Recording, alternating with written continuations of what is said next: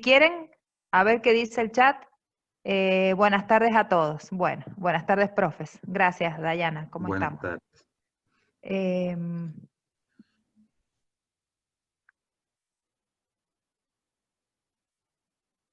¿Comenzamos, Luis, te parece? Sí, por favor. Bienvenidos a todos a una nueva conferencia dentro de este ciclo de conferencias virtuales organizados por la Coordinación de Extensión de la Universidad de Congreso, sede San Juan, en conjunto con el Foro de Abogados de nuestra provincia. Este ciclo de charlas está auspiciado por la Asociación Iberoamericana de Derecho Privado, un orgullo para nuestra universidad. Quería comentarles que en esta tarde nos acompaña y agradecemos la presencia de colegas, de alumnos, de personas que se han inscrito a esta charla desde Buenos Aires y Ciudad Autónoma, también la presencia de la directora del Departamento de Ciencias de la Salud de la Universidad de Congreso de la sede San Juan, licenciada Beatriz Costa, los docentes y alumnos de las carreras que allí se cursan, docentes y alumnos de la Universidad Católica de Cuyo, y también un gracias grande a nuestros docentes, alumnos y graduados que siempre nos están acompañando de la carrera de abogacía. Tengo el gusto de presentar al doctor Matos, con quien puedo compartir la Cátedra de Derechos Reales desde hace unos años, y bueno, el tema de hoy es un tema bastante interesante y bastante candente y necesario que sea tratado y explicado. Hablamos de las consideraciones generales sobre la limitación de recursos y decisiones clínicas en la pandemia COVID-19 y tratamos los aspectos bioéticos. Quiero comentarles que esta conferencia se da en el marco de un trabajo de investigación del Instituto de Bioética de la Universidad Católica de Cuyo, de la que participa el doctor Luis Matons. El doctor Matons es abogado, es mediador judicial, especialista en bioética personalista, es docente universitario en las universidades de Congreso y Católica de nuestra provincia. Es coordinador del Instituto de Bioética de la Universidad Católica de Cuyo, es miembro del Consejo Provincial de Ética Biomédica hasta el año 2019 y asesor del bloque en la Cámara de Diputados de la provincia de San Juan. Un gusto muy grande estar con vos, Luis, y que vos compartas tus conocimientos con nosotros. Bienvenido Luis y buenas tardes. Bueno, buenas tardes a todos los presentes. Y vamos a ver el tema de compartir conocimientos, porque esta charla, que no es una exposición, sino que justamente es una charla, presenta más interrogantes que respuestas. De todas maneras, yo antes que nada quería agradecer justamente a los co-organizadores. En el caso del Foro de Abogados, bueno, porque también soy autoridad todavía ahí como presidente del Tribunal de Disciplina del Foro de Abogados de la provincia de San Juan. En el caso de la Universidad de Congreso, obviamente como docente, es evidente que la organización de estos eventos es muy importante a nivel académico y a nivel social. Y en el caso de la Universidad Católica, el ámbito técnico especializado del Instituto de Bioética justamente es el que permite, ¿no es cierto?, poder abordar estudios que verdaderamente no son frecuentes que se realicen en ámbitos académicos, sobre todo en ámbitos jurídicos, a nivel regional, es decir, en estas zonas, por llamarlo de alguna manera. Dicho esto, les voy a comentar otra cosa que yo pensé cuando se gestó esto de empezar a ver el tema de las decisiones clínicas en pandemia, y la doctora Navarro me dijo que iba a ser el 28 de agosto, yo pensaba, digo, bueno, vamos a empezar a hablar de temas de cómo se tomaron las decisiones, cuál fue el resultado. Nunca esperé que estuviéramos en pleno desarrollo, sobre todo en provincias del interior o en la provincia de San Juan, en esta pandemia. Bueno, hechas esas aclaraciones, voy a empezar justamente a hacer, porque tiro un poco también la profesión, a hacer un poco una pequeña, muy sintética, alusión al encuadramiento jurídico. Así que, por favor, si pueden pasar a la imagen siguiente. Bien. La siguiente, por favor.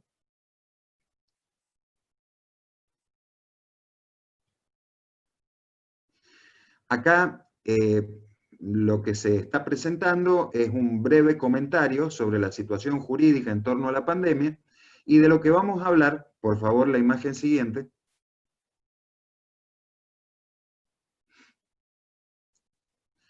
El artículo 1730 del Código es que justamente legisla sobre caso fortuito y fuerza mayor. Desde el punto de vista doctrinario, no cabe duda que la situación de pandemia, ¿no es cierto?, nos coloca ante un hecho imprevisto y que aún en su desarrollo, y estas son las características particulares que tiene estos acontecimientos que nosotros vivimos, aun cuando lo estamos viviendo, o sea que ya no podemos hablar de la imprevisibilidad que muchas veces menciona la doctrina, no se puede evitar.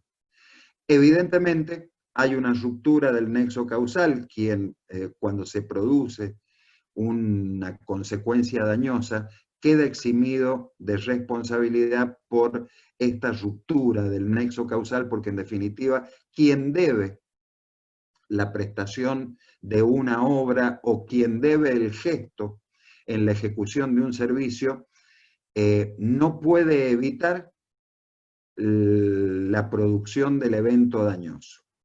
Esto, si yo lo llevo a una reflexión de orden práctico de lo que nosotros hemos vivido, hemos escuchado en la televisión y hemos visto cómo van desarrollándose estos acontecimientos, a mí me lleva a recordar Italia cuando en algún momento, ¿no es cierto?, se decía no se permite el ingreso a ciertas personas. Es decir, podríamos conceptualizar la situación en la que estamos viviendo diciendo cualquiera sea el contenido de la prestación. Por más que haya un comportamiento diligente, aparece una situación imprevista e irresistible que a pesar de todo el despliegue que se pueda realizar, no impide la producción de un daño, pero evidentemente sí exonera de la responsabilidad a quien produce ese daño.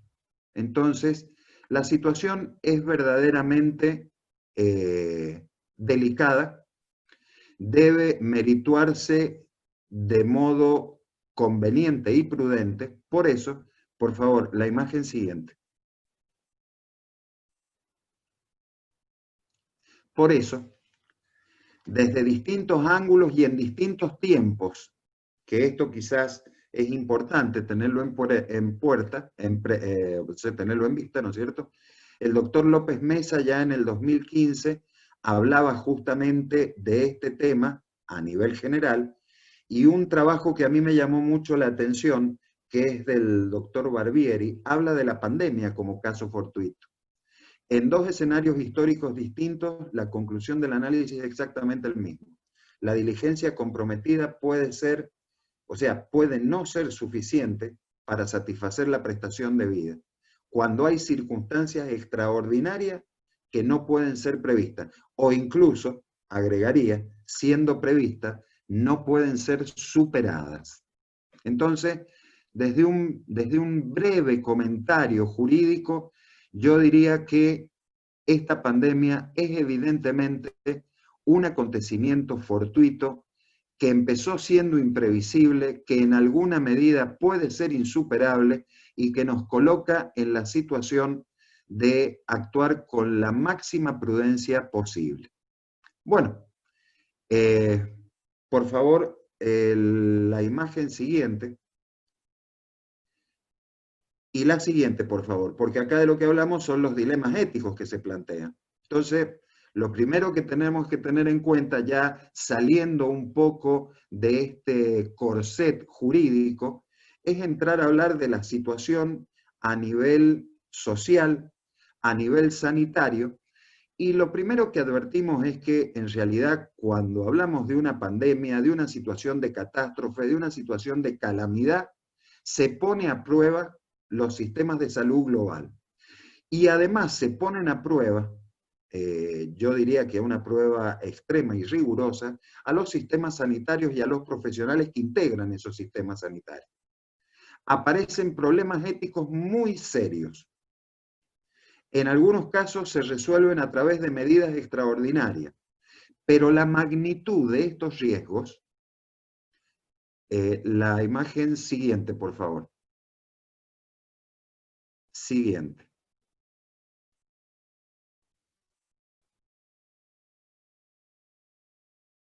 Siga, por favor, adelante.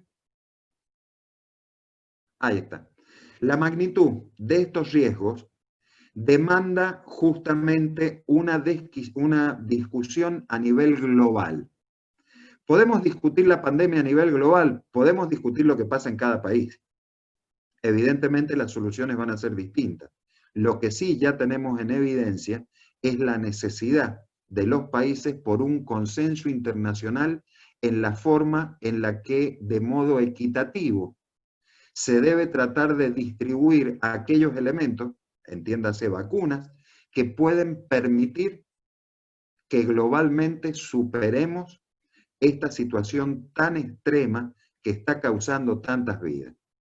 Esa sería la reflexión inicial. Es decir, en esto el mundo está comprometido a una discusión ética sobre la equidad en la transmisión del conocimiento científico, en la producción de fármacos que permitan evitar que continúe propagándose la pandemia.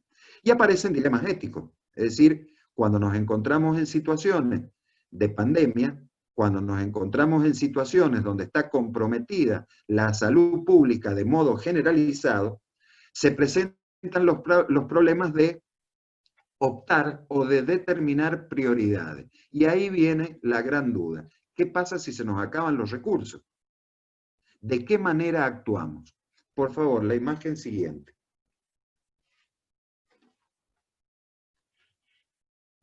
Bueno, esta imagen que lleva el título Dilemas éticos, podríamos traducirlo con encrucijadas.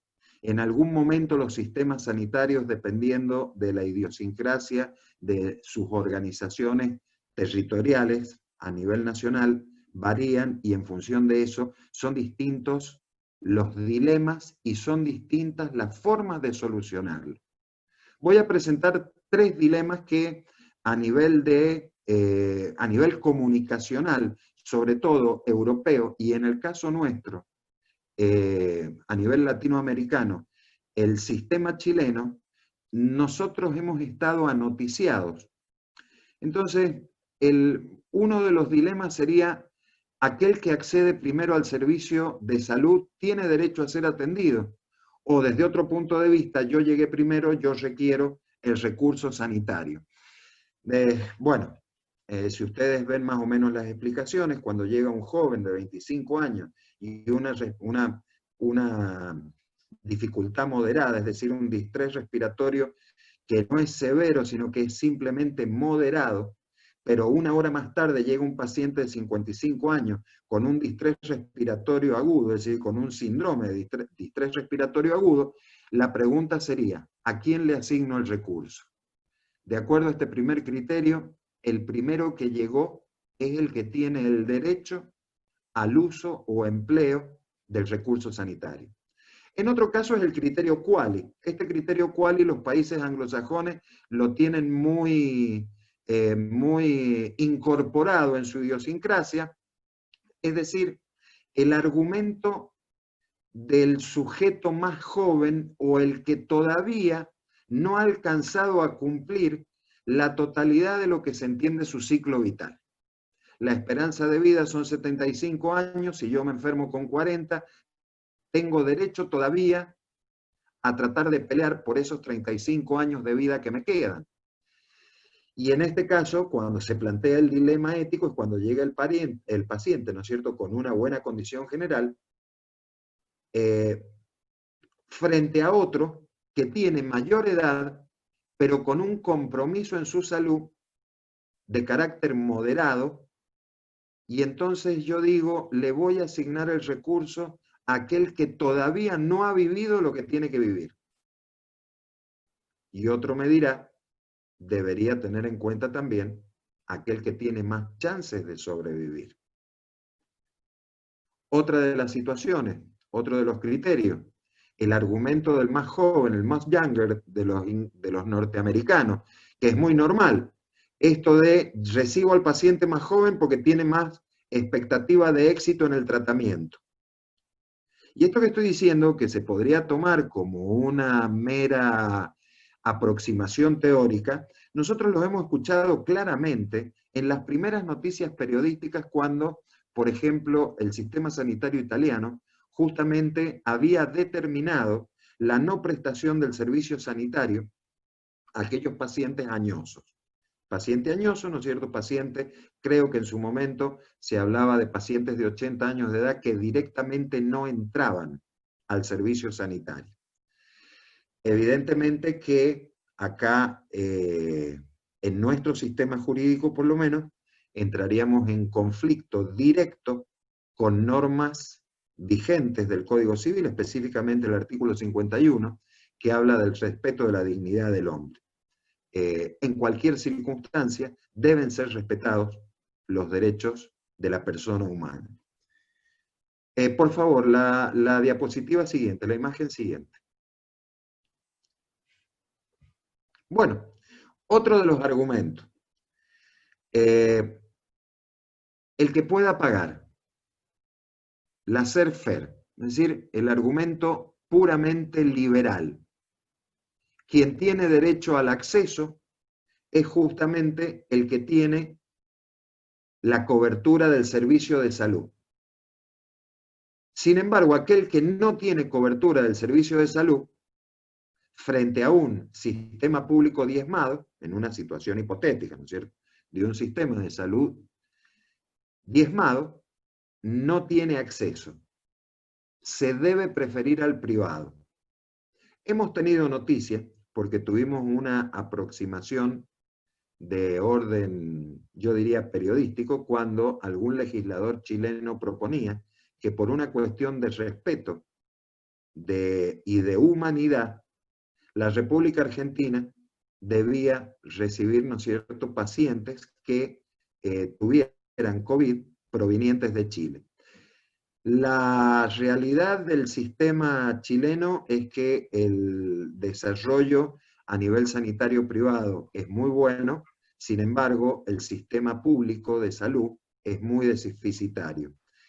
El sistema privado obviamente tiene sus organismos, toma sus medidas para tratar de seguir brindando el servicio, con lo que se resiente el resto de la ciudadanía que no tiene acceso a ese seguro de salud. Hay otros argumentos, este les va a parecer hasta quizás gracioso, ya después les voy a mostrar que no es tanto así. El argumento de la admisión del paciente que más conviene, argumento populista. Yo quedo bien a través de una opinión pública general. No sé, se me ocurrió poner el caso del jugador más importante de un equipo de fútbol que se infecta y lo recibo a este frente a otra persona. ¿Por qué? Debo preferirlo porque es una persona que tiene mayor imagen social, tiene mayor conocimiento de la sociedad, o como se dice jurídicamente cuando se habla de los derechos personalísimos, más fama, es más famoso. Otro de los criterios es el del merecimiento. Y en el criterio del merecimiento, el argumento sería tratar de ayudar a aquel que a su vez se ha ayudado. Entonces, si nosotros hacemos un algoritmo para asignar un recurso sanitario, decimos, tiene un punto por la enfermedad, está enfermo, pero le agregamos otro punto que le da la prioridad porque ha sido un sujeto responsable y siempre se ha cuidado. premio el esfuerzo de aquellos que se han cuidado. La pregunta sería, una decisión clínica, una primera decisión clínica de atender a un paciente, ¿se debe basar en estas cuestiones de índole personal? Me parece que esto no resiste mucho análisis y evidentemente que el tratamiento sin discriminación se impone. Por favor, la siguiente imagen.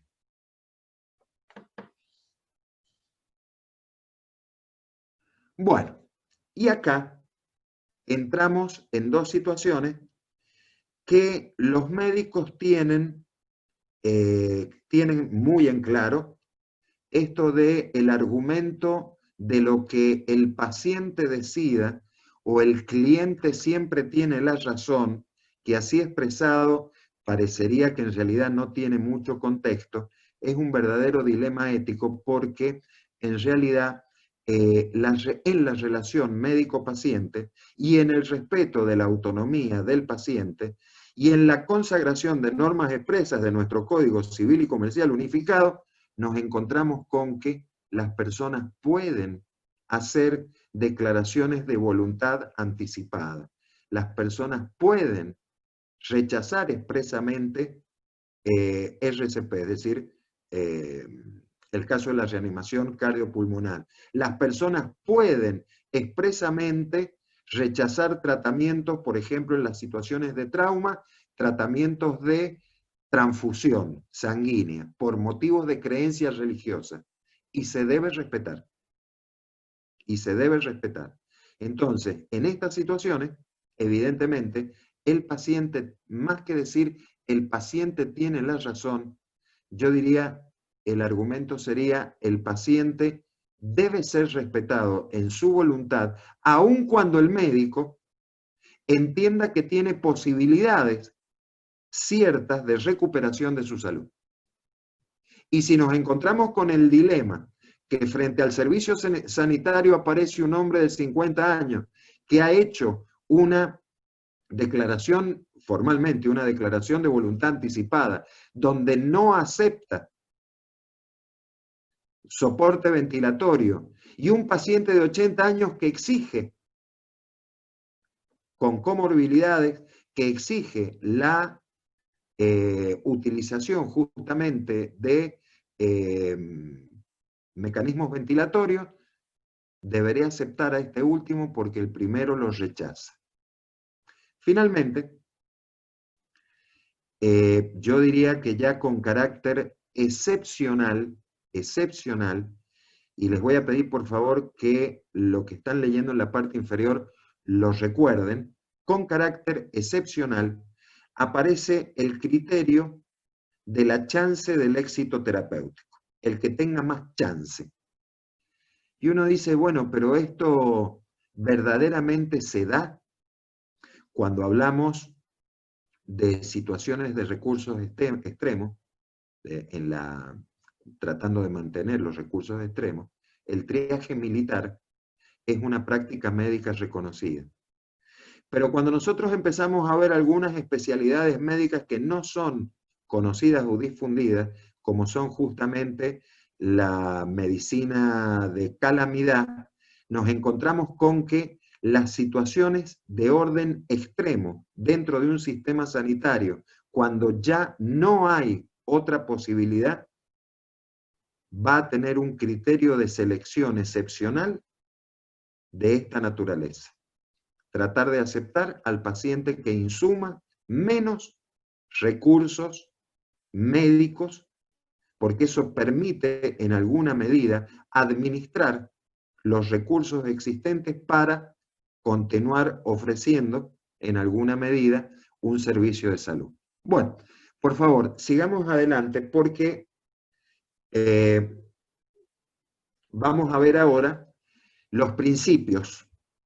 Y dentro de los principios, más allá de los principios éticos de la conducta médica, ¿no es cierto?, los principios o los criterios generales de la Europa continental, que son los que normalmente se siguen por una cuestión de relación cultural, nosotros los seguimos. Entonces, les voy a pedir por favor la imagen siguiente.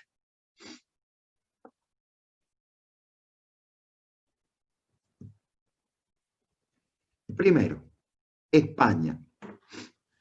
La situación española los españoles son muy prudentes y en algún momento el Ministerio de Salud de España le encomendó al doctor Carlos Romeo Casabona, que es doctor en Derecho Penal y además él tiene a su cargo la cátedra de Derecho y Genoma Humano en la Universidad de Zaragoza, le encomendó un informe sobre la situación de la pandemia, cuando empezaban a notarse en los sistemas de salud la posibilidad o a futuro de un eventual colapso.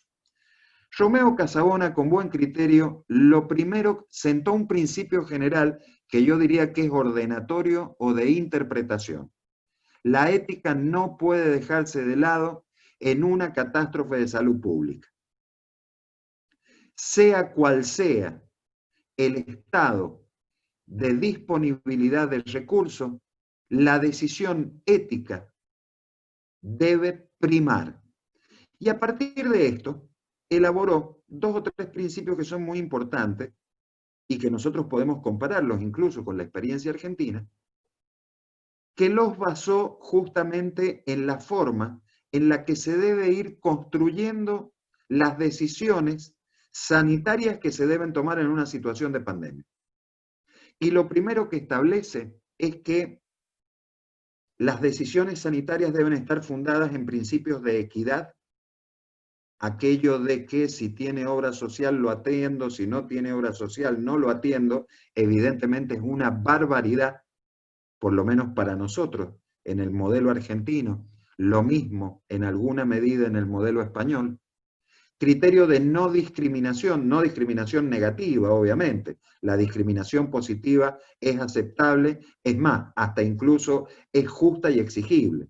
Pero la discriminación negativa, en donde yo niego el recurso sanitario al que padece una incapacidad mental por el solo hecho de ser incapaz mental y se lo otorgo a la persona que no tiene una enfermedad mental, ese es un criterio de discriminación de carácter negativo. Criterio de justicia. Otro de los aspectos del criterio de justicia, y acá la justicia de la que hablamos, cuando hablamos de bioética, no hablamos de la justicia en el sentido del dar lo suyo, sino que hablamos de la justicia en el sentido de la recta asignación de los recursos sanitarios disponibles. Recursos sanitarios presentes y futuros. Otro de los criterios es el principio de solidaridad.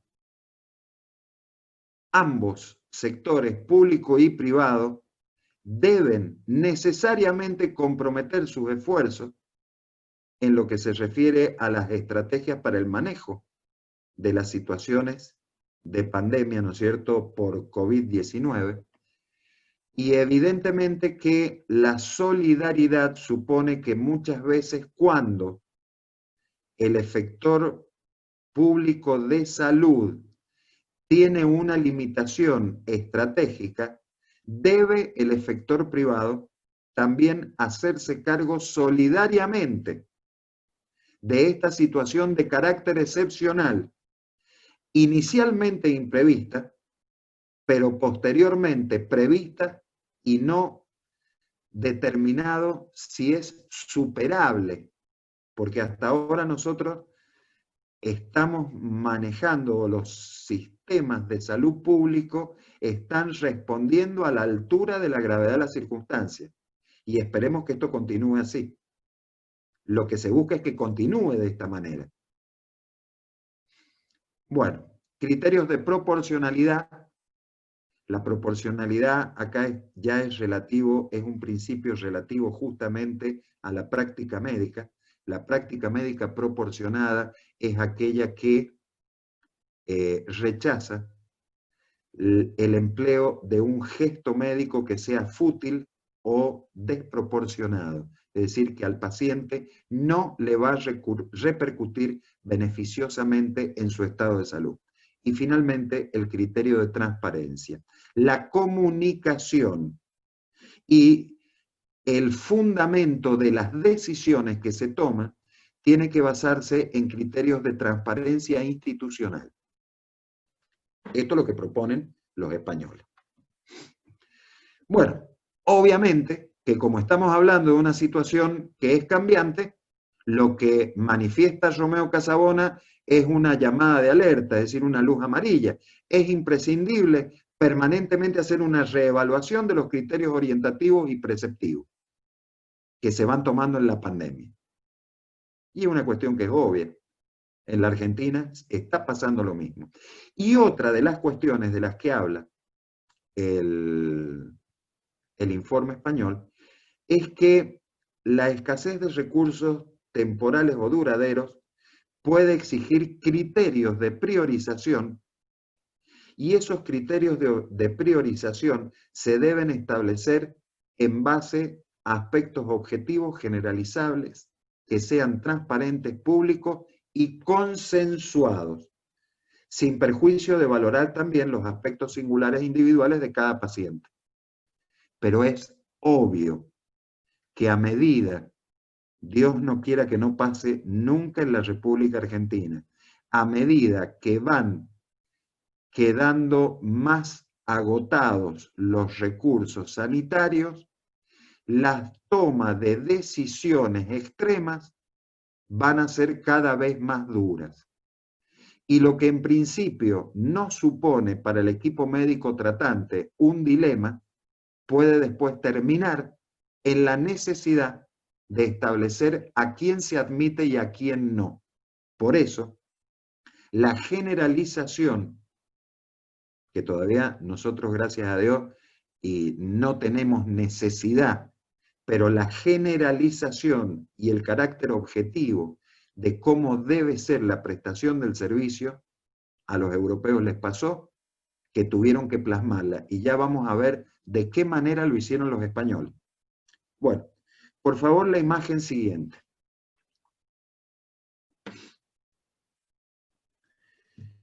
¿Qué es lo que dice Romeo Casabona? Bueno, un poco, esta imagen, perdón.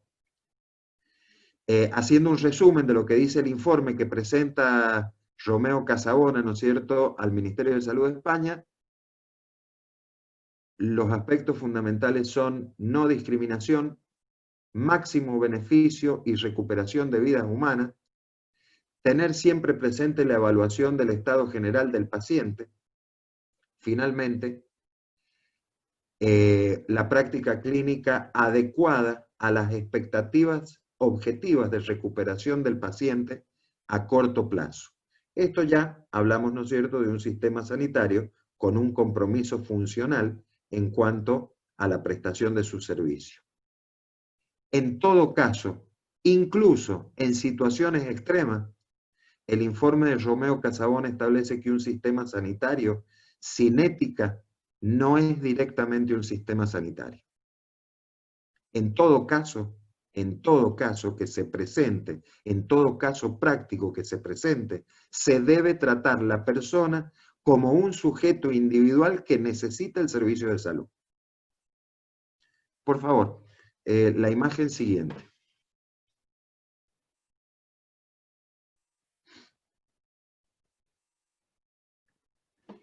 Bueno, ahora entramos en los franceses.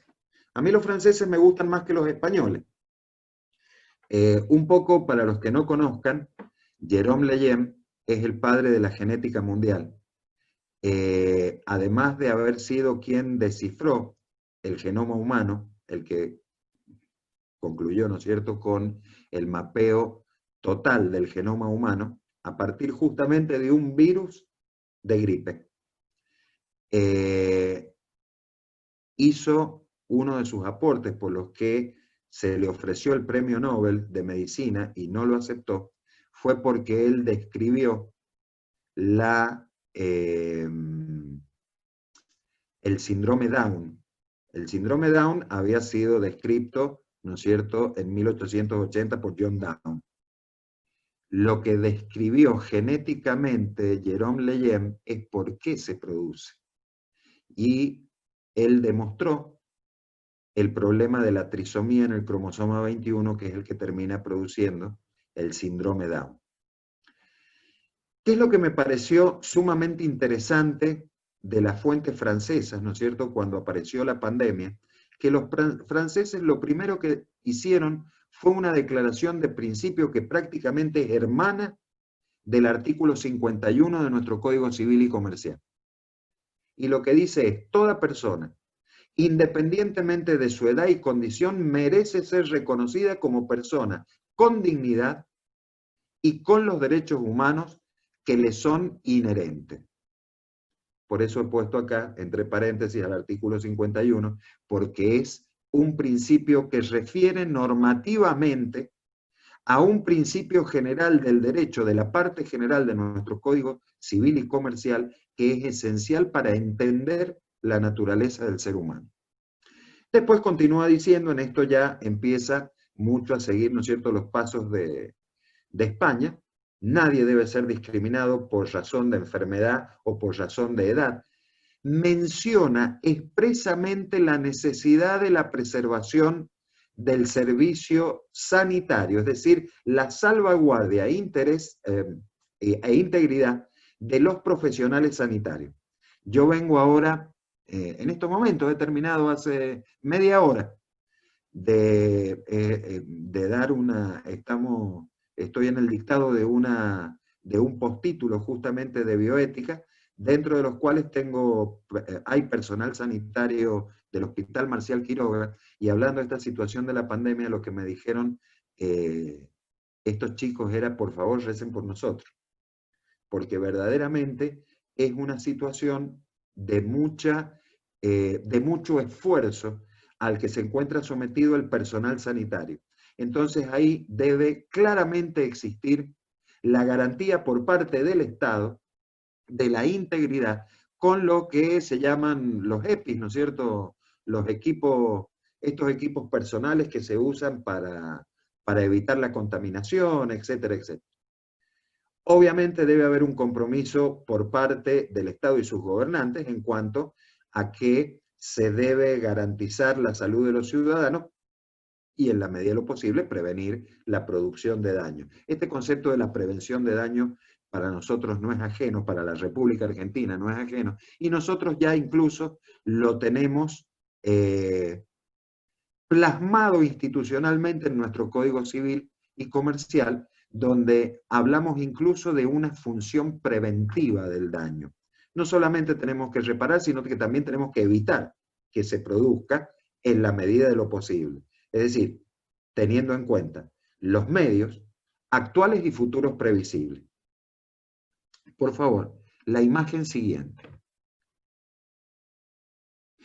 Bueno, los franceses dicen que toda la sociedad y el gobierno en particular tiene el deber de proteger a los grupos más vulnerables, es decir, personas mayores, aquellos que tengan comorbilidades, ancianos, discapaces o personas con discapacidad, niños,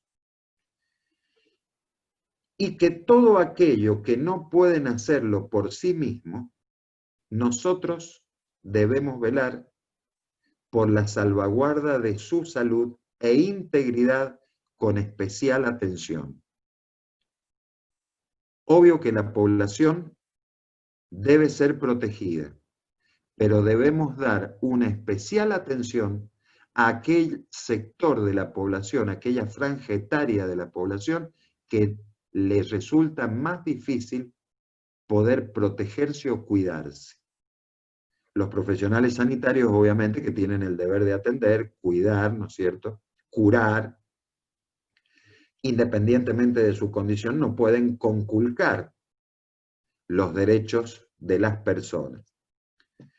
Y yo esta parte de los principios franceses lo he terminado, o me ha parecido oportuno terminarlo, con un principio que para mí es esencial, que por lo menos se exprese formalmente, que es que la persona con discapacidad tiene el mismo derecho a ingresar en un hospital y acceder a un respirador, ¿no es cierto?, en una unidad de cuidados intensivos, en una unidad de terapia intensiva, igual que el resto de cualquier persona.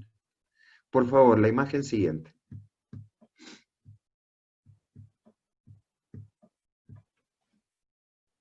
Bueno, ¿se acuerdan que les había pedido que guardaran en la memoria una imagen que habíamos visto de triaje militar? Y los franceses, a diferencia de los españoles, y esto a mí me ha parecido saludable, que lo hayan dado a conocer socialmente, han hecho una reflexión muy clara.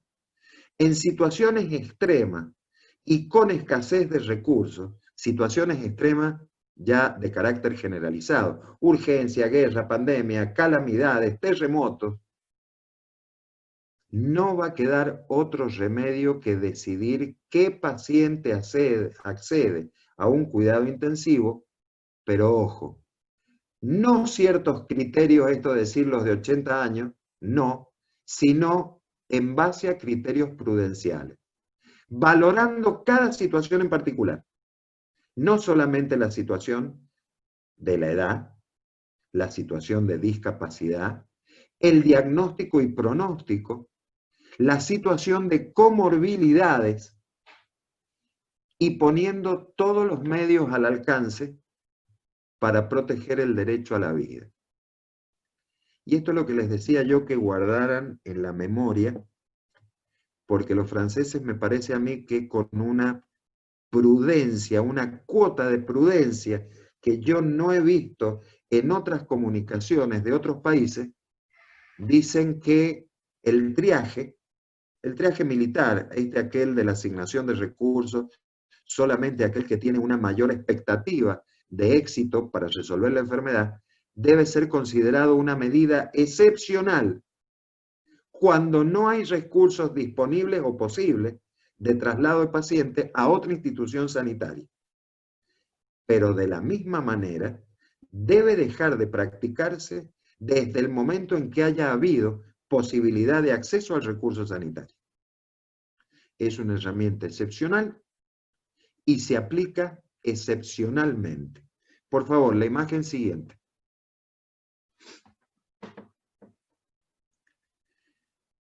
Un poco, porque yo no me puedo olvidar del Código Civil, es decir, eso uno ya prácticamente que lo lleva en el ADN, ¿no es cierto?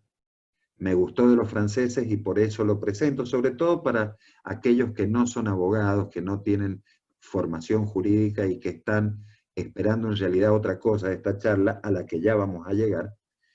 Recordar que nuestro artículo 51 del Código Nuevo nos pone en el andamiaje sistemático jurídico argentino un principio de carácter rector, el de la inviolabilidad de la persona humana.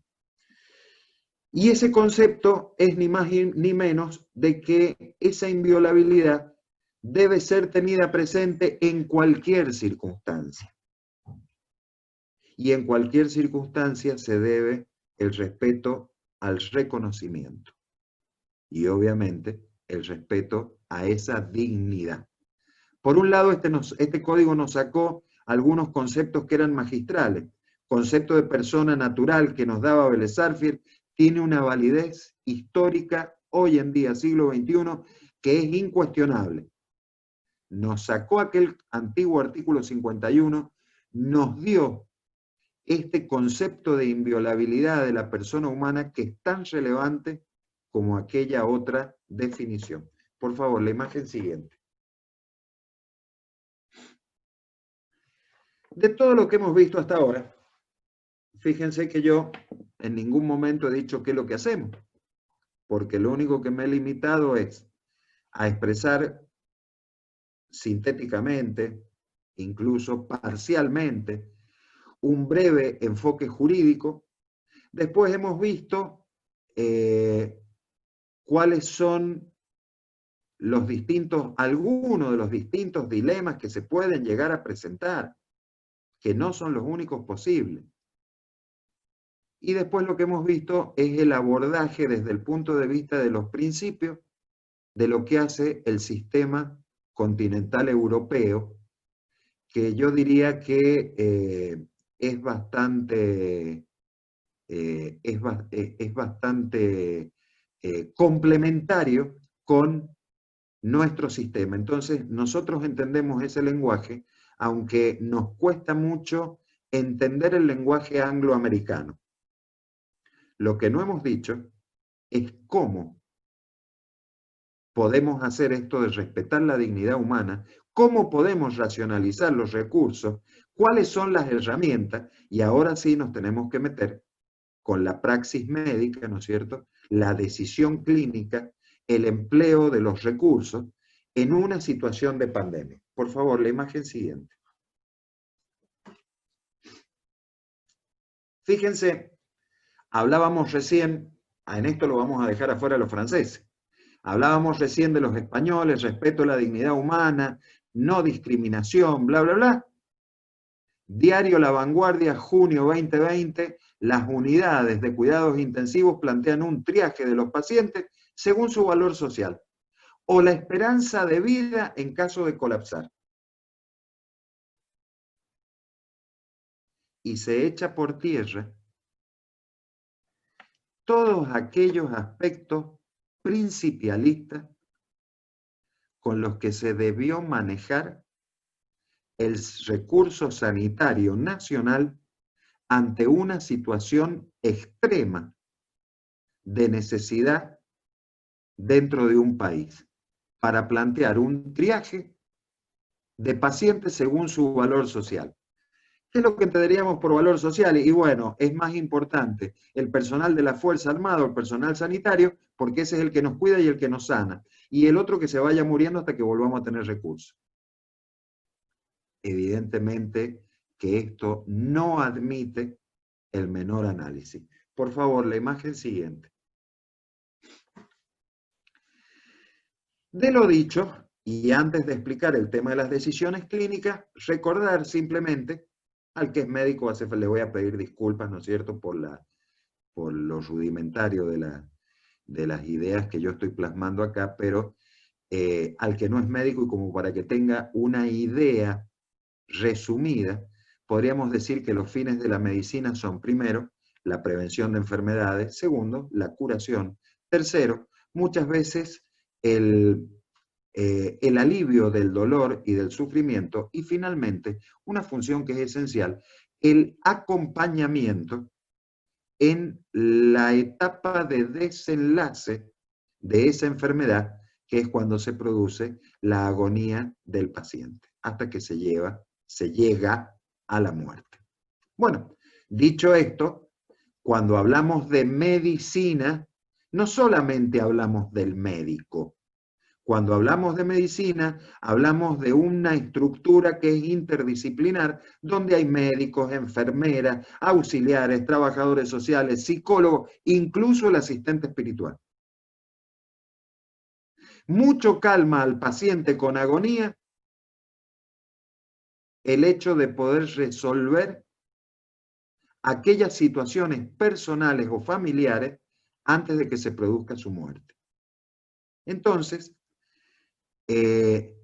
dentro de lo que es el equipo médico, es obvio que el médico y las enfermeras tienen un rol esencial. Es obvio que el auxiliar es aquel que maneja todas aquellas cuestiones técnico-administrativas que permiten la organización del sistema, pero el trabajador social, con tener la psiquis del paciente y de los parientes y la asistencia espiritual, son cuestiones esenciales. Quizás acá me debo confesar en lo que figura a mano, es decir, del lado derecho de la pantalla, tipos de muerte. Muerte hay una sola, no hay tipos de muerte. Cuando hablamos de muerte, ¿no es cierto?, hablamos de la cesación total, definitiva e irreversible de las funciones biológicas del ser humano. Sin embargo, desde el punto de vista de la intervención médica, sí podemos hablar de tipos de muerte. Podríamos hablar de la situación de acortar la agonía del paciente, provocando intencionalmente la muerte, eutanasia. Podríamos hablar de la otra situación, que fue un criterio que en algún momento ponía a la medicina como el curar a toda costa. Y entonces aparecía justamente que la mayor vida del paciente era un éxito médico, cuando en realidad esa mayor vida a través de un tratamiento fútil o estéril, que lo único que ha hecho es prolongar la agonía de un paciente terminal, es inmoral, es éticamente reprochable y viola el Código de Deontología Médico de la República Argentina. El médico no debe ni iniciar ni continuar tratamientos fútiles. Aquellos tratamientos que resultan evidentes no repercuten de modo benéfico, ¿no es cierto?, en la salud del paciente. La distanasia sería el otro extremo. Yo no estoy acortando la vida, sino que estoy alargando la vida de un modo inmoral. Meto al paciente en una terapia intensiva y se pasa 3 meses en la terapia intensiva.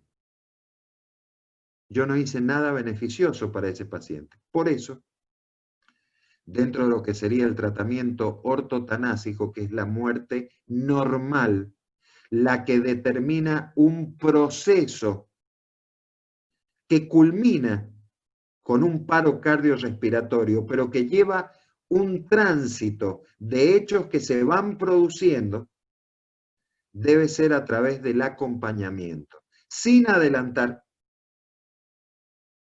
ni tampoco retrasar. Entonces, esto de sin adelantar ni atrasar nos lleva, los que sean médicos obviamente van a saber de lo que estoy hablando, al cuidado paliativo. El cuidado paliativo es acá ahora una especialidad médica, ¿no es cierto?, que podríamos decir se impone para evitar justamente o para limitar el ensañamiento terapéutico y también para combatir la eutanasia, es decir, nos evita caer en una pendiente resbaladiza, que los médicos la conocen. Yo estoy en una situación de duda y bueno, trato de acortarle la vida a la persona. Y de esa pendiente resbaladiza se pueden derivar consecuencias insospechadas, como por ejemplo, ocultar evidencia de una mala praxis médica. El paciente no se murió, en realidad por la enfermedad, sino porque hubo una mala praxis que llevó a la práctica del acto eutanásico. Entonces, cuando nosotros aplicamos estas prácticas eutanásicas, estamos en el límite de entrar ya, o sea, hemos ingresado, hemos traspasado la barrera de desconocer la dignidad humana. Y con el cuidado paliativo, la limitación del esfuerzo terapéutico. Y acá tenemos, en la limitación del esfuerzo terapéutico, aquella herramienta de la que vamos a hablar, que justamente se aplica, pero que debe ser tenida en cuenta en situaciones de gravedad extrema, como sería el agrupamiento, o sea, la situación, ¿no es cierto?, de una excesiva exigencia del recurso sanitario y eventualmente la posibilidad de un eventual colapso de ese sistema. Por favor, la imagen siguiente.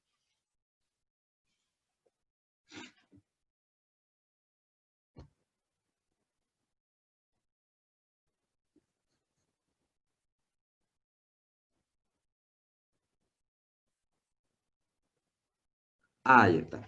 Bueno, cuando hablamos de cuidados paliativos y cuando hablamos de limitación del esfuerzo terapéutico, lo debemos conceptualizar o contextualizar, más que dar un concepto, ponerlos en un contexto, y ese contexto es el de la deontología médica, el código de ética médica. Y cuando hablamos del cuidado y de la limitación, estamos hablando de respeto a la dignidad de la persona humana, y ese respeto, cuando hablamos del cuidado paliativo, por ejemplo, ese respeto supone también la preservación de su intimidad y confidencialidad. Hablamos también del respeto de la autonomía y la voluntad del paciente, teniendo en cuenta sus creencias y valores. Hablamos también de la ausencia de discriminación. Yo limito el esfuerzo terapéutico porque corresponde limitarlo, no porque a este lo voy a sacar, no porque a este lo voy a sacar rápido de la terapia porque no tiene plata. En realidad, el servicio sanitario le corresponde a toda persona por el hecho de ser persona. Cuando hablamos del cuidado paliativo, hablamos del derecho que tienen las personas a no tener dolor, a un efectivo tratamiento del dolor. Y cuando hablamos de limitaciones del esfuerzo terapéutico, también hablamos de la posibilidad de rechazo de los tratamientos por la voluntad del paciente. Tenemos en la República Argentina fallos de la Corte Suprema que son magistrales. Por ejemplo, Bahamonde, testigo de Jehová, traumatizado, cuya conviviente exige que se tenga en cuenta su testamento vital y que no se lo transfunda. El padre exigía que se lo transfundiera porque tenía un trauma severo, no se lo transfundió porque la Corte Suprema entendió que se debía priorizar la creencia del paciente. Bueno, por favor, la imagen siguiente. En general, no solamente en una situación de pandemia, en general, la limitación del esfuerzo terapéutico es, desde el punto de vista de la deontología médica, obligatoria. Y así como es obligatorio no iniciar tratamientos fútiles, también es obligatorio evaluar el COT o el cambio de orientación terapéutica. En aquellos casos en los que ya está iniciado y veo la futilidad en el resultado en relación con la vida, el retiro es una conducta éticamente exigible. No tiene sentido tener a un paciente en terapia cuando ya se sabe que la situación es irreversible. Y entonces, cuando hablamos del cambio de orientación, tenemos imperativos éticos que podríamos decir medidas de carácter positiva y otras medidas de carácter negativo. Medidas de carácter positivo. Que yo haga un cambio de orientación terapéutica que limite el esfuerzo terapéutico, ¿significa abandonar? No. Cuando va acompañado del cuidado paliativo, ¿qué es lo que procede? ¿Qué es lo que en realidad procede?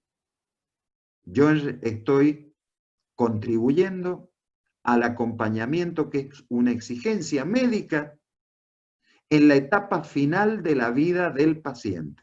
Y ese acompañamiento va además unido al acompañamiento de los parientes, incluyendo incluso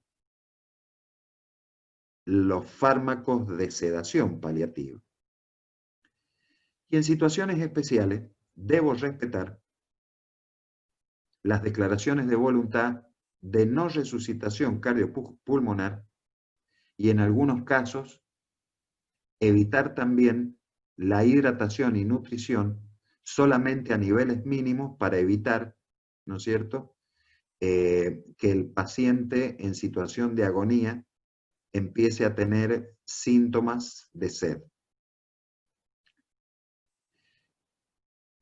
Por favor, les voy a pedir, después de que terminemos, que ya me queda muy poquito, empezamos a ver todas las preguntas. Ahora, no es una decisión fácil. Y cuando se habla de la limitación del esfuerzo terapéutico, sobre todo cuando hay un cambio de orientación terapéutica, es una situación absolutamente dramática por el entorno del paciente. Entonces, debemos recordar las consideraciones médico-legales que tiene esta circunstancia de la praxis médica. Primero, no iniciar o mantener tratamientos que son fútiles es un deber médico. Yo no lo meto a un paciente en terapia intensiva cuando no tiene criterios de terapia intensiva o para quedar bien. El paciente debe ingresar a un tratamiento ventilatorio intensivo, a una unidad de cuidados intensivos, cuando tiene criterio, pero cuando tiene expectativa. Cuando se plantean conflictos entre el médico y los parientes que pretenden un esfuerzo ilimitado, en esa situación, por parte del equipo médico y de la estructura del sistema sanitario, debe haber, primero, tratar de lograr una persuasión racional por parte de los parientes que entiendan lo que está pasando y el criterio que se va a tomar. Segundo, debe haber una correcta evaluación del comité de bioética de la institución sanitaria, es obligatorio que la tengan. Y finalmente, debe haber un acompañamiento de la estructura jerárquica sanitaria. Por favor, la siguiente imagen. La limitación del esfuerzo terapéutico, y ojo, les vuelvo a repetir, no estoy hablando de pandemia, estoy hablando en general. La limitación del esfuerzo terapéutico es proporcionada al beneficio esperable. Es una buena práctica clínica y no es una forma de eutanasia. Que yo limite o cambie la orientación terapéutica no significa que yo mate. Significa simplemente que yo estoy ante la falta del resultado esperado del tratamiento, cambiando la estrategia para darle dignamente la humana muerte que requiere ese paciente, que es asegurarle el confort. Perdón, que no le he entendido lo que me dice, disculpe. Bueno, sigo entonces. No podemos, hay frases, alguna vez los que hemos tenido la mala experiencia de pasar por una terapia intensiva con familiares, esto que nos dicen mientras hay vida y esperanza, hay que hacer todo lo humanamente posible, en realidad no es correcto. Lo que verdaderamente tenemos que hacer es lo que se debe hacer. Y en ese caso debe haber valentía y claridad por parte del sistema sanitario. Por favor, la otra imagen. Y ahora sí, explicado, por un lado los principios, previo a ello los dilemas, los principios, las bases de la práctica médica y las buenas prácticas médicas, como es el caso de la limitación del esfuerzo terapéutico y el cuidado paliativo. Las conclusiones. ¿A dónde llegamos con todo lo que hemos hablado? Primero, una cuestión que por ahí, si ustedes se enojan conmigo, yo voy a estar de acuerdo. Van a tener toda la razón del mundo.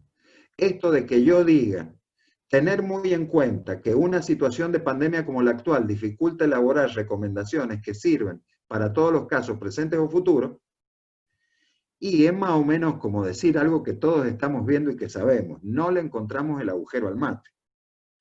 Y no se lo encontramos y no se los vamos a encontrar porque, por desgracia, el comportamiento de ciertas pandemias es tan errático y todavía no nos permite aislar el germen patógeno para poder hacer vacunas antivirales sobre bases, ¿no es cierto?, que sean, no sé, clínicamente comprobables, que muchas veces tenemos que apelar a otro tipo de herramientas.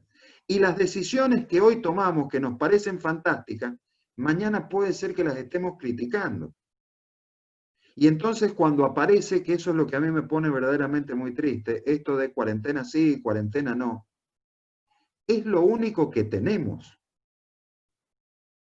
Y en una de esas, dentro de un año, cuando haya una vacuna efectiva, vamos a poder olvidarnos de esta situación de aislamiento, pero este comportamiento individual y este esfuerzo individual es lo único que ahora puede preservar en gran medida la condición sanitaria de una localidad, de un municipio, de una provincia, de una nación, de una región o incluso del mundo. Por favor, la imagen siguiente.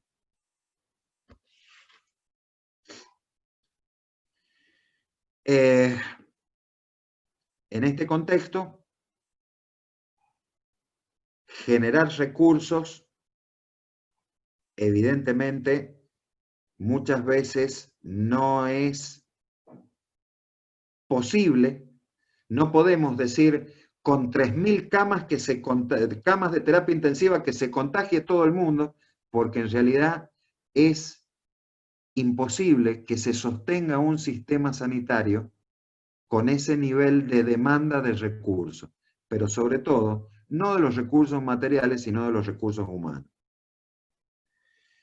Debemos necesariamente tener un uso racional de los recursos sanitarios, y en ese uso racional verdaderamente debe estar centrado el empeño de estos momentos en los que nosotros estamos transitando. Esto me parece que es una cuestión esencial. Esto de que mayor libertad, menor libertad, y en realidad más allá de mucha libertad, poca libertad, tenemos que tener en cuenta que las decisiones individuales y las decisiones colectivas deben tener siempre como vara en la que yo me mido el recurso sanitario que tengo disponible. Por favor, la imagen siguiente. Obviamente, criterios de asignación en los recursos asistenciales deben estar basados en la situación del paciente.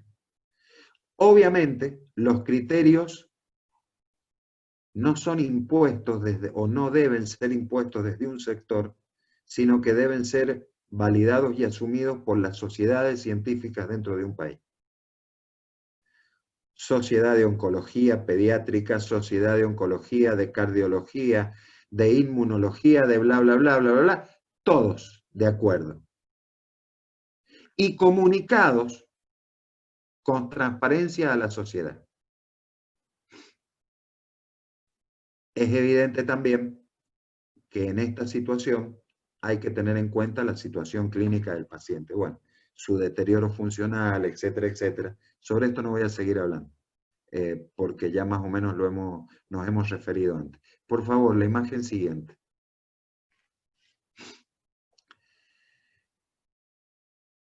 Debemos tener presente aquello que mencionaba recién. La limitación del esfuerzo terapéutico no es abandono. La limitación del esfuerzo terapéutico es una buena práctica clínica cuando hay certeza moral de la futilidad del tratamiento. Es falsa esa encrucijada o dicotomía de ventilar o no ventilar. Cuando se sabe que el gesto médico o el gesto clínico, en este caso el ingreso a una terapia, no va a dar resultado, hasta es inhumano iniciar el tratamiento. Una de las cuestiones esenciales, y quizás en esto compartan los médicos un poco mi criterio, es que justamente los equipos sanitarios no deben o deben tratar de caer en la parálisis por el análisis. Esto es decir, no sabemos a dónde disparamos porque lo debemos ventilar, pero sabemos que no va a dar resultado. Por eso, las decisiones cuando se toman en estos escenarios extraordinarios deben tener presente los recursos médicos. Y además de los recursos médicos deben tener presente las buenas prácticas médicas. Y otra de las situaciones que me parece a mí más alarmante es que además de la parálisis clínica, no podemos caer en la parálisis sanitaria. Es decir, que estemos generando una nueva epidemia de enfermedades no comunicables. Yo ya esta semana he empezado a escuchar las voces de alerta médicos de distintas especialidades que dicen, ojo con los oncológicos, ojo con los que tienen problemas cardiovasculares, ojo con los diabéticos, porque en realidad no están yendo a los hospitales y esto después desencadena en una epidemia. Bueno, por favor, la imagen siguiente. En una situación de crisis, los principios para evitar que se agudice o que se profundice un colapso deben ser, primero, principio de justicia, respeto de la dignidad humana, respeto de la autonomía del paciente y acceso garantizado del paciente al cuidado paliativo. Yo voy a terminar, por favor, la última imagen,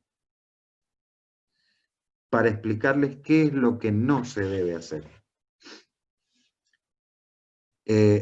Ha sido, y en esto quizás también los recursos humanos de los equipos sanitarios acá presentes podrán compartir conmigo o no el criterio, pero es evidente que un paciente terminal que muere en soledad y al cual sistemáticamente en 10 oportunidades una administración gubernamental de una provincia le ha negado el acceso a ese familiar, es una situación bastante difícil de poder justificar. O sea, si bien estamos hablando de una situación de pandemia, tenemos también el derecho en ciertas situaciones que son extremas o extraordinarias a exigir el corredor, con carácter excepcional, el corredor sanitario que permita en ciertas situaciones excepcionales a que un pariente acompañe por lo menos en los últimos minutos de desenlace a quien está muriendo. A raíz de esto, provincia de Córdoba, bueno, tiene nombre y apellido, es Córdoba específicamente, han establecido que van a hacer varios cambios de protocolo para permitir en situaciones excepcionales, bla, bla, bla. Lo cierto es que se condenó a una criatura a morir en absoluta soledad y a un padre a no acompañar en los momentos finales la muerte de su hija. Parte de la base del cuidado paliativo es justamente asegurar, en caso de epidemia obviamente, que es mínimamente, el acompañamiento del paciente en esa situación de agonía terminal. Así que bueno, estas eran las reflexiones que yo quería comentarles. Evidentemente no son posturas, sino que simplemente son reflexiones a través del estudio que hemos venido haciendo sobre estas situaciones de pandemia. Agradecidos a todos entonces por haberme escuchado y obviamente si tienen algunas preguntas y yo estoy con capacidad para resolverlas o para responderlas, con mucho gusto. Muchísimas gracias, Luis.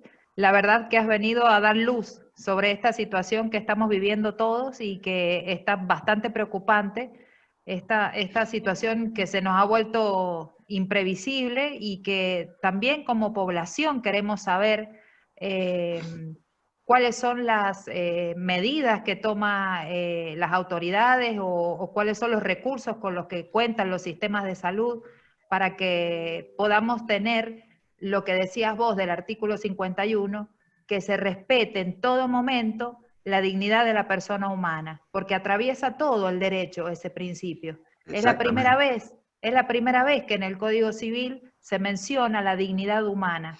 Y este caso de la chica Solange, que la verdad que fue horroroso, ella dijo en una carta, hasta mi último aliento conservo mis derechos. Y claro, quiero que venga mi padre a verme.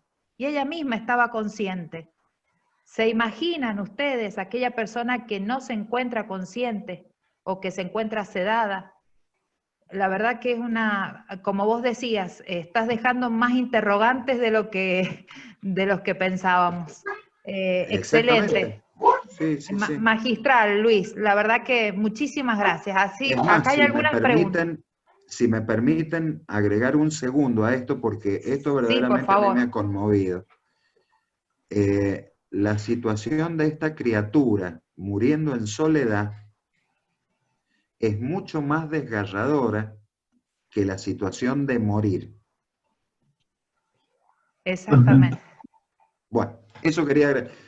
Mi querido Exactamente. doctor, un ¿Cómo le gusto va? verlo. El gusto es mío. Acá he estado escuchando Un toda la gusto. A charla. todos los presentes con este señor, en alguna medida, él es también cómplice de todo esto que hemos estado hablando ahora, porque el doctor Putelli, Daniel Putelli, ha estado a cargo del servicio de cuidado paliativo del Hospital Marcial Quiroga. A mí me complace mucho tenerlo presente, doctor, y sus aportes han sido verdaderamente muy importantes para poder evaluar. Cuando yo les comentaba el trabajo dentro del Instituto de Bioética, fui un poco mezquino en no mencionarles además que tuvimos charlas también con médicos del Hospital Marcial Quiroga, de los que también se nutrió esta presentación. Doctor, un gusto. El gusto es mío. La verdad que desde lo médico es muy importante lo que ha planteado, porque cuando uno está, yo he sido 10 años médico de la guardia del hospital y he vivido la pandemia del N1H1, la gripe aviar, y esas circunstancias muchas veces los ponen a uno en situación de decir, ¿qué es lo que debo hacer? ¿Qué es lo que puedo hacer? Exactamente, exactamente. Y estas charlas un poco que nos dan pautas para poder afianzar esa conducta. Así es. Exacto, exacto. Gracias, doctor, por acompañarnos, por acompañarnos esta tarde. Bueno, yo lo conozco a usted del Gracias. Instituto San Marcos, ¿o no? Ah, ¿cómo le va? Sí, la verdad que no podía faltar, esto es un tema que me apasiona. Sí. Acá nos hacen algunas preguntas, nos han escrito por el chat. Bueno, te saludan, Luis, Bueno, excelente charla, muy bien explicado, excelente. Y decía, Roberto Martín Lucero, buenas tardes, doctor Matons, excelente su charla, le hago una consulta. ¿En qué casos de pandemia también se debe tener en cuenta el consentimiento informado del paciente? bueno, eso lo he mencionado. El cliente tiene la razón. A ver, cuando hablamos del consentimiento informado, en definitiva nos estamos refiriendo a que en la relación médico-paciente, aquel concepto paternalista del médico, vos vas a hacer lo que yo te diga porque yo te cuido, eso no existe. Hay una relación de igualdad en donde el médico tiene la obligación de dar a conocer y el paciente tiene el derecho de aceptar o rechazar. Entonces, cuando el médico cumple correctamente con su obligación, el paciente, cuando tomó la decisión, no puede ser modificada por el médico. Por Exactamente. eso la autonomía de la voluntad es, si nos ponemos a hablar un poquito más de bioética, es un cambio de paradigma a partir de los años 50 en la relación médico-paciente. Es Yo esencial. iría un poco más allá, doctor, con respecto al consentimiento informado, y haciendo un poco referencia a lo que declaró el gobernador hoy al mediodía. Tenemos que entender que todas estas situaciones, tanto de salud, pandemia, urgencia, somos todos responsables de las medidas que tomamos y de la acción que tomamos. Y el consentimiento informado busca darle al paciente la posibilidad de tomar una decisión responsable, con conocimiento de lo que está viviendo y de lo que va a vivir, para que pueda decidir si realmente acepta o no acepta lo que yo como Daniel, médico le proponga. claro, si me permite voy a interrumpir porque hay algo que me están diciendo en el chat y es una parte que no he aclarado. Es obvio que la autonomía del paciente tiene ciertos límites. Dentro de los límites que hay es el compromiso de la salud pública. A ver, Seamos serios en el criterio y debemos decir, si a mí me proponen un tratamiento, yo puedo aceptar y rechazarlo. Ahora, yo no puedo rechazar un hisopado porque se me da la gana, porque me molesto, porque no tengo tiempo, porque ahí se está comprometiendo la salud pública general. Ahora, Doctor, yo tengo que ser consciente de que soy responsable de eso. Que mi Exactamente, responsabilidad es cuidar la salud pública, no solo porque exactamente. es responsabilidad de los profesionales. mi Claro, y pregunta, ahí, sí, que yo hice esa pregunta, mi pregunta en realidad iba más encarada no tanto por si la persona, digamos, si la voluntad de las personas prima por sobre el orden público, sino, por ejemplo, en este caso de esta chica que tenía cáncer y no dejaron al padre entrar, digamos, quizás porque el Estado podría alegar de que está cuidando a ese padre, digamos, de que se contagie por entrar a un... exactamente, claro. Pero en ese caso, ¿prima la voluntad de la persona o prima lo que dice el Bueno, Estado? es evidente que se hizo pesar la voluntad gubernamental. Ahora, ¿qué es lo que se critica? Que no hubo un corredor sanitario seguro de bioprotección para esas situaciones específicas. Que no es que haya un flujo de miles de personas, pero estadísticamente los índices de siniestralidad que manejan los médicos ya más o menos le aclaran. Debe haber un corredor de bioseguridad que le permita a ciertas personas en ciertas condiciones llegar a estar en contacto con el paciente que está en agonía terminal o en una terminalidad agónica. Profe, A partir de eso, vienen justamente las declaraciones posteriores del gobierno de la evaluación de un nuevo protocolo que bla, bla, bla, corredores de bioseguridad, etcétera, etcétera. Pues se han dado cuenta de lo que están haciendo. profe, ¿cómo le va? Perdón, les voy a pedir que silencien sus micrófonos y que escriban las preguntas. Y ordenadamente las vamos a ir respondiendo, porque si no se pone desordenado y se siente como, se siente un ruidito ahí de los micrófonos encendidos. Sigo con las preguntas y ya, Sí, por Cristina, favor. Sí. Cristina, ya vas a tener tu posibilidad de preguntarle al doctor. Nos dice Carlos, ¿existe el derecho de los familiares y seres allegados a despedir al paciente en situación terminal? Esto en relación a los casos de Córdoba y San Luis, en que la autoridad negó el acceso de los familiares a estas provincias. Más o menos ya lo has explicado. Exactamente. Acá te preguntan, bueno, te felicitan, enriquecedora la charla, saludos, felicitaciones a quienes organizan. Y acá te preguntan, ¿podría ser referencia, Alejandra, pregunta, al derecho de atención primaria de la salud, ya que en tiempos de pandemia, y es lógico, los hospitales están más centrados en COVID y en lo que está limitada la atención de otras? Bueno, justamente, Alejandra, me decías que he hecho la pregunta. Sí. Mire, Alejandra, la última imagen, yo hablo de evitar el riesgo de la parálisis sanitaria. Porque justamente en tiempos de calamidades o pandemias como esta, suele ponerse el chip COVID-19. He hablado, por ejemplo, cuando tuvimos la reunión con el doctor Putelli, hablaba con uno de los intensivistas y me decía, entró un paciente a la guardia con un distrés respiratorio agudo y le dijeron, no, vuélvase a su casa. Y el tipo decía, por favor, me siento mal, estaba infartado. No sé si me entienden. No le daba criterio de COVID, entonces lo derivaban de nuevo al domicilio. Esa situación de parálisis sanitaria es un efecto que está descrito en las publicaciones académicas europeas. Es decir, están viendo la pandemia, pero no están viendo el resto de las patologías. Es cierto. Es el caso de la noticia que ha salido de la señora con el niño de 8 meses que ha ido a un sanatorio de nuestra ciudad, con el niño con fiebre. Ha llamado por teléfono para ver si la podían atender o si tenía que pedir turno, lo que sea. Tenía el niño con fiebre y le han dicho que no, que puede ser como un caso sospechoso, entonces que vaya a la unidad sanitaria del Estado, o sea, al hospital de su departamento o a la salita donde sea. Y se quejaba la señora y decía, ¿cómo me pueden negar la atención de mi hijo? Tiene 8 meses, puede tener fiebre porque tenga un resfrío o una cuestión viral intestinal o respiratoria que no sea COVID. Y en el caso de que fuese, ¿tiene o no derecho a que sea atendido? Bueno. Es obvio que sí, por supuesto. Claro.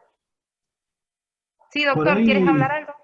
Sí, por ahí pareciera que las normativas generan algunas dudas. Dada la situación de pandemia, el sistema público y privado han coordinado una forma de atención coordinada.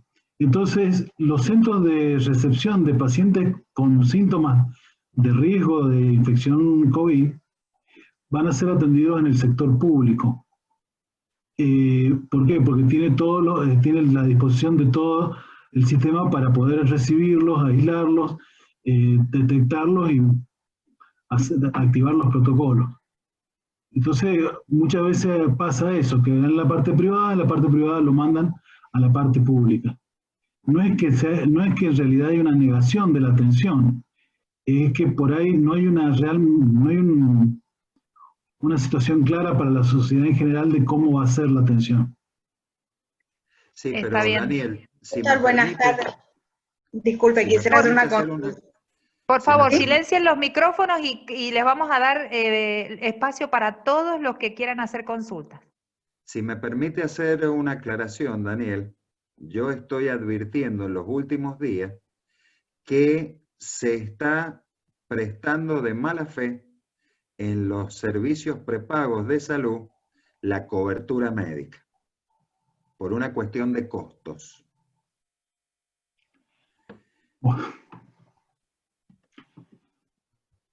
Sí, ha habido en defensa del consumidor, ya han hecho una declaración de que hay un aumento de las quejas por esa situación. Claro, ¿y a dónde se va a quejar? Claro, es que el ente regulador está cerrado. Exactamente. La Superintendencia de Servicios Sociales está cerrada, no está funcionando. No está funcionando. Sí. Sí, no sé. Doctora Navarro. Sí, acá hay otra pregunta que ya la has respondido, pero igualmente vamos a mencionarla. Adela nos dice, en el caso de los testigos de Jehová que se niegan a recibir tratamiento invasivo como la transfusión de sangre, ¿se debe respetar su creencia religiosa sobre el valor de la vida? ¿Genera responsabilidad profesional sobre el médico si no respeta esa creencia o si no lo hace igual o si no lo hace igual hace la transfusión? A ver, primero, el deber de respeto de la creencia religiosa en nuestro país es absoluto. Distinta va a ser la situación del médico que se encuentra un traumatizado en la vía pública, tiene que hacer un procedimiento de emergencia y transfunde sin saber la declaración de voluntad anticipada. En la primera situación, el médico que respeta la voluntad del paciente no incurre en abandono. En la segunda situación, el médico que dice, pero yo lo conozco, es testigo de Jehová, a este no lo transfundo, ahí se está equivocando. Ahí está. Porque no tiene por comprobada la declaración de voluntad de la persona. Perfecto. Acá nos dicen, Martina, en caso de haber saturación de la capacidad hospitalaria en la unidad de cuidados intensivos y se me fue el chat, y se presente un paciente de COVID y otro tipo de paciente que también necesite cuidados intensivos, ¿el médico prioriza este tipo de pacientes de COVID y no, en consecuencia de esto o lo otro? No. Responsabilidad en la cabeza del médico. No. A ver, aclaremos lo que yo he tratado de dar a conocer, que es lo que justamente les va a decir cualquier médico, es que es la situación del paciente la que determina el criterio del gesto clínico. es la situación del paciente, no el hecho de que tenga o no tenga coronavirus. O sea, puede darse la circunstancia de un paciente que tenga alguna patología más aguda, un distrés respiratorio agudo, que no sea COVID, porque el tipo está infartado. Esta persona está infartada, eso tengo que atender rápidamente. Y por otro lado, el servicio, ¿no es cierto?, absorber recursos de un paciente COVID que no tiene ningún síndrome agudo. No hay que diferenciar COVID o no COVID en la atención médica.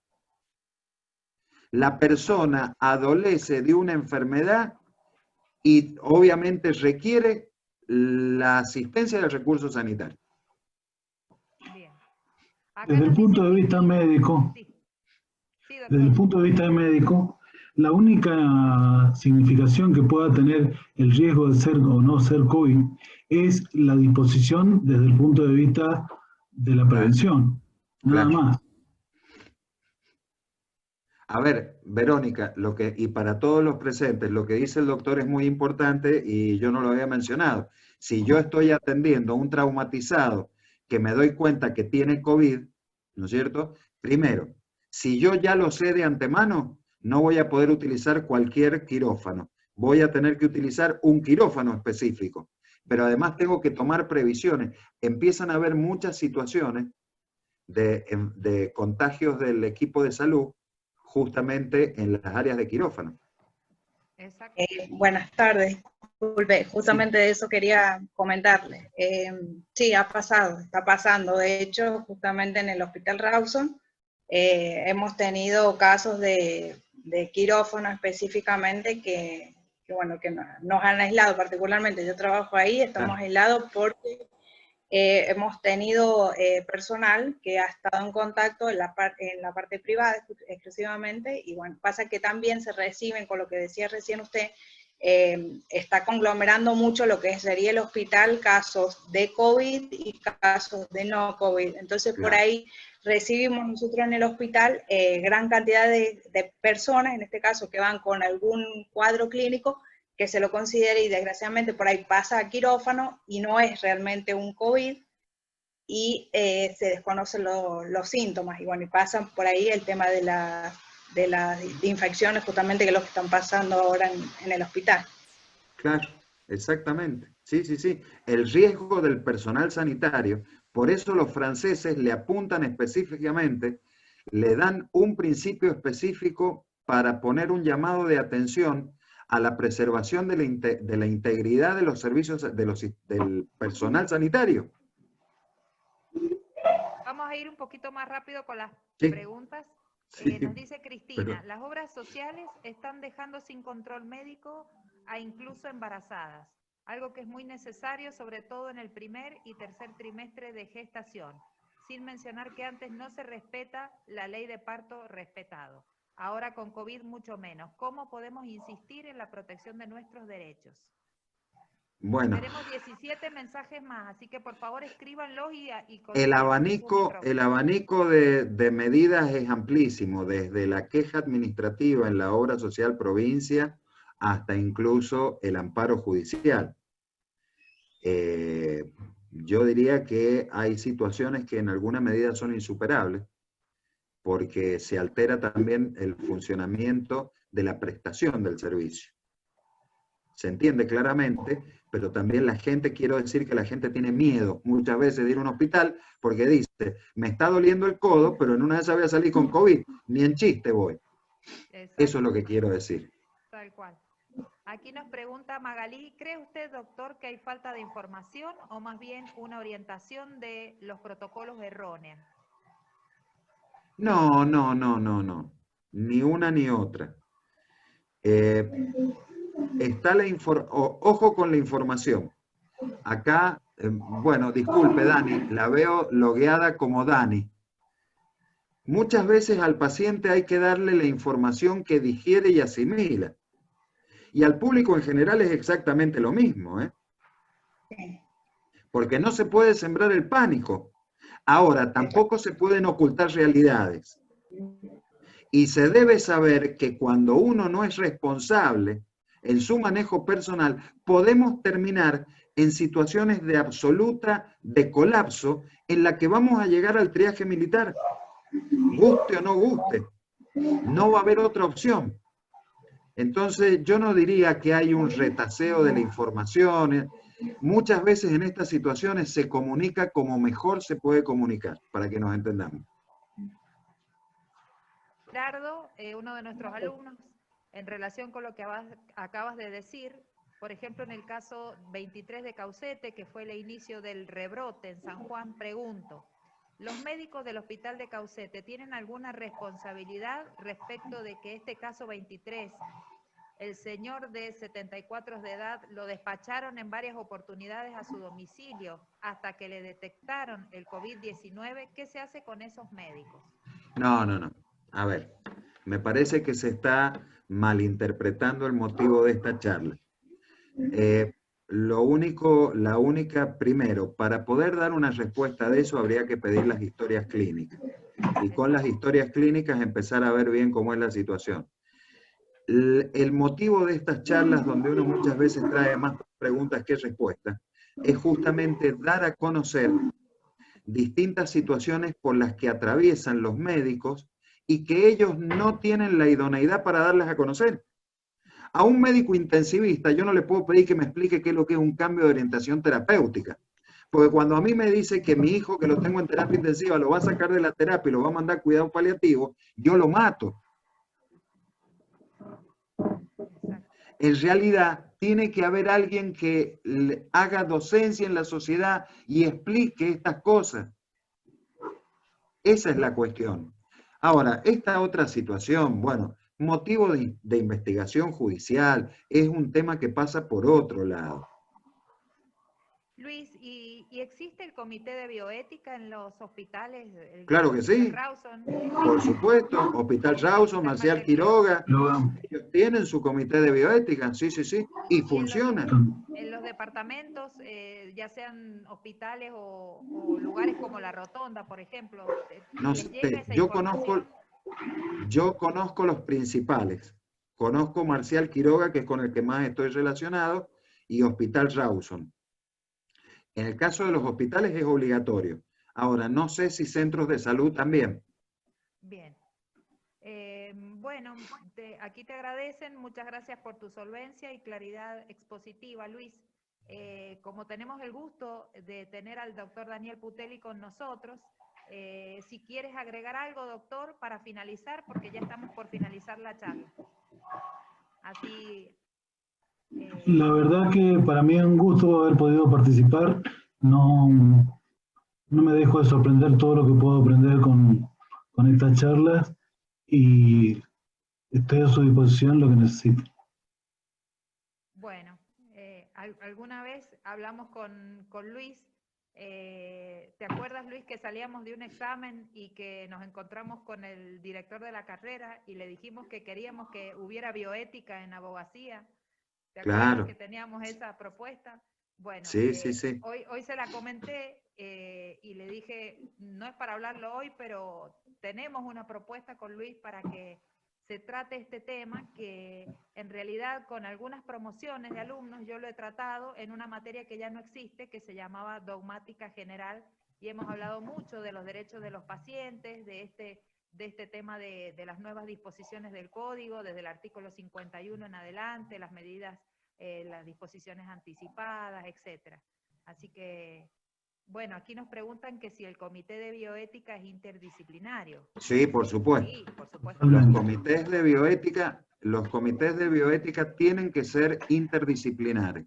Van médicos, abogados, curas, amas de casa, plomeros, lo que se les ocurra. Hay una tendencia a hacerlos más de tipo técnico dentro de los hospitales, pero por una cuestión de proximidad de ellos mismos. Se integran con enfermeras, con médicos, algún personal administrativo, ¿no es cierto? Pero en realidad un comité de bioética debe ser esencialmente interdisciplinario. Está bien, está bien. Ahí está respondiendo el doctor Herrero. ¿Estás Bueno. por aquí? ¿Estás por aquí, Sergio, el director Sí, de sí, Nacional? sí, acá estoy. Bueno, Fiel a estas charlas y a estas jornadas increíbles que estamos organizando en conjunto, así que felicitarlo ahí a Luis. Bueno, Sí, muchísimas hoy gracias, estuvimos Sergio. hablando. Te mando un abrazo, Luis, tan claro y Muchísimas gracias, tan brillante tu igualmente. exposición. Muchas gracias a vos. Bueno, si no hay alguna otra pregunta, increíble charla, doctor Matons, es un agrado escucharlo siempre, que tenga siempre vocación por todo lo que hace. Gracias, doctor, me ha enseñado un montón. Bueno, ¿qué más? Bueno, te leo los saludos porque son piropos también. Sería muy interesante, nos dice una alumna, Cristina, que poder contar con estas y muchas más charlas, así que muchas gracias. Bueno, lo podemos convocar al doctor Putelli también, que por es supuesto. uno de los más capos que hay aquí entre nosotros. A él lo tenemos que aprovechar. Sí, a él lo tenemos que aprovechar, porque además el doctor Putelli, en cabeza del doctor Putelli, se armó el servicio de cuidados paliativos, que me parece que es el primero en la provincia de San Juan, el Hospital Marcial Quiroga. Así es, así es. Yo conozco más de cerca por el tema del Instituto San Marcos, así que conozco un poco, así no he sido paciente del doctor, pero no es un dato menor, es cierto. No es un dato menor. Bueno, muchísimas gracias, te están felicitando, es muy excelente la charla, así que bueno, estamos muy conformes y les agradecemos a todos que nos hayan acompañado hasta el final. La verdad que ha sido muy interesante, tenemos como ganas de seguir, digamos, reflexionando, pensando, y bueno, Luis, decí alguna conclusión como para terminar y ya nos despedimos. Yo diría simplemente que el motivo de esta charla no ha sido fijar una postura, ni mucho menos, tratar de colaborar y llevar un granito de docencia para entender que nuestra conducta debe orientarse a nuestro cuidado sanitario. Es la única barrera que nosotros tenemos para evitar que los contagios sean masivos. Así es. Nada más que eso. Es muy humilde mi aporte en esto. Nada más que eso. Bueno, Luis, te agradecemos mucho esta predisposición y por lo menos aceptar esta invitación a que participes de este ciclo de charlas, siendo también docente y estando nuestros alumnos presentes. Así que, bueno, te agradecemos un montón que sí has compartido conocimientos. Nos has dejado muchos interrogantes, pero nos has dado mucha luz sobre este problema. Bueno. Así que te agradecemos un montón. Gracias a todos los que nos están acompañando y nos veremos en la próxima charla si Dios quiere. Hasta luego a todos. Buenas noches. Saludos a todos. Muchísimas gracias. Hasta luego, doctor Putelli. Hasta luego, gracias por acompañarnos. Gracias. No, gracias a ustedes por invitarme. Gracias, una eminencia el doctor. Gracias. Un lujo. Un abrazo, doctor. Muchas gracias. Gracias. Hasta luego.